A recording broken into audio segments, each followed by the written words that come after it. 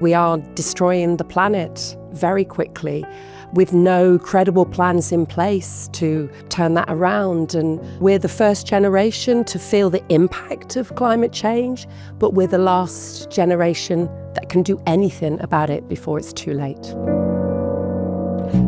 We have the flood basin here in Fletcher Moss Park and the Withington Golf Course. And when the River Mersey gets flooded, we use that basin. Now, we used to use that basin maybe once every 10 years, if that. And now we've used it 3 of the last 6 winters. So it gives you an indication of how much the climate is changing and the extreme weather incidents are affecting us. I think it's all the kind of fake news and culture wars. It's a bit tricky to cut through that. For people to be engaged, you need trust. And they need to think, if I do that, it will change. If I recycle, I will make a difference. If I go on a bus, or if I drive an electric car. And when you see the media about like fake news with climate change, it's hard to get that engagement. Sometimes it can feel very overwhelming. You know, this is too big for us to actually have an impact. That's where it's these small actions that we can suggest to people that we can all do. There's loads of opportunities around here to get involved and to volunteer. Use the containers that can be reused, plant more trees and become more active. Short journeys you don't have to use the car for, I would recommend to just walk it. And even those small changes can make a big impact.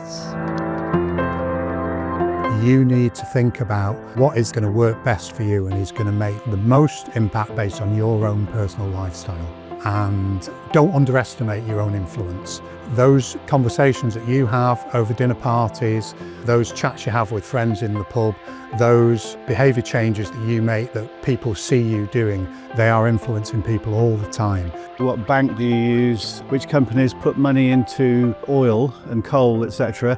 We can do little changes, but we need to have big action. Get people to put pressure on people like me to understand the challenge and to take action.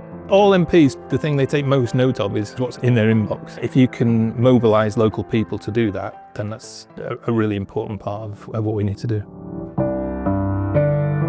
Young people today are slightly more action focused towards this kind of thing, and there's a bit of a movement towards trying to solve climate change, so I think that probably gives quite a lot of hope for the future. People are aware of it because we're taught about it. I know that the community that I represent will come together and take action, and I hope that when it does that, it sets an example to other communities.